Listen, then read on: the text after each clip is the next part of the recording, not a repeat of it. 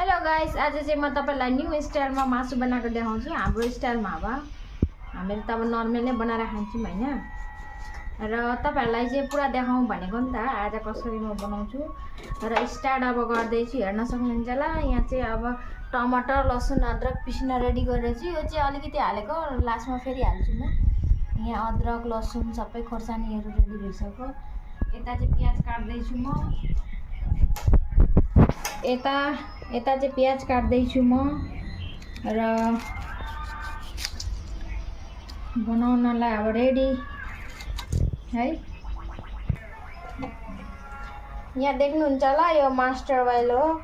हामी त सरसुमै खान्छौँ मासु त, त्यही तेल हाल्दै छु म। र मासुमा त अलिक तेल बेसी नै जान्छ हैन। यो हेर्न सक्नुहुन्छ ल तेल।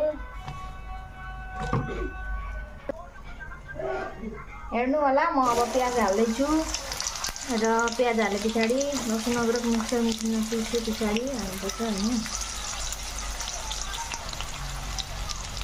यो चाहिँ प्याज अब पछाडि मसला पिसेर हाल्नुपर्छ। यो चाहिँ हामीको मटर चिकन हो। आज मटर चिकन बनाउन आँटेको तपाईहरुलाई देखाउँ भनेर। र यो अब बनिन्छ। तेल अदरक लसुनहरु कुटेको हो, मिक्सर मेसिनमा हाल्दै छु म। हेर्नुहुन्छ होला तपाईहरु कस्तो स्टाइलले बनाउनुहुन्छ, म चाहिँ मेरो स्टाइलले बनाउँदै छु हैन। कमेन्टमा भन्नु होला कस्तो स्टाइलमा बनाएर खानुहुन्छ। हेर्न सक्नुहुन्छ होला, यो चाहिँ गरम मसला हो। म चाहिँ सब्जीमा अलिकति हाल्छु, मलाई बेसी मसला मन पर्दैन। मलाई चाहिँ खास गरी त्यति मसला मन पर्दैन र गरम मसला हाल्दै छु म। र यता यो हल्दी हो।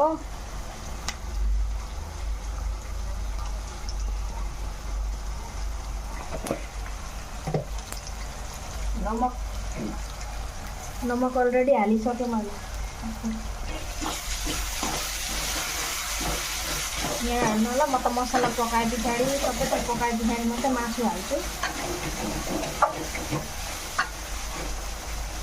हेर्न सक्नुहुन्छ ल, अब म चाहिँ मासु हाल्दै छु। यहाँ मसला पाकिसक्यो अलरेडी।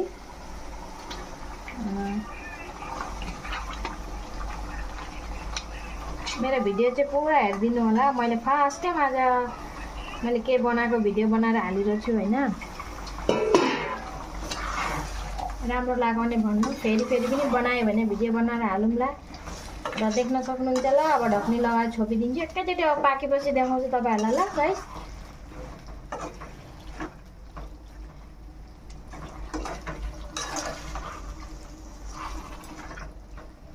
कस्तो राम्रो कलर आइरहेछ हेर्नु, खाउँ लाग्दो।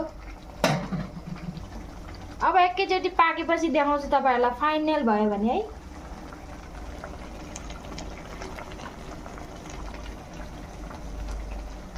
को दरकार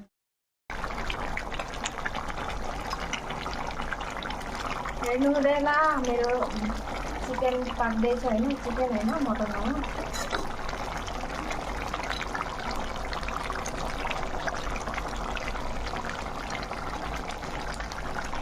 कस्तो राम्ररी उम्लिँदैछ गाइस, हेर्न सक्नुहुन्छ होला।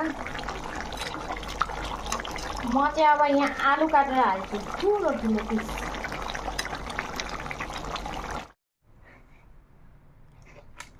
टेस्टी छ।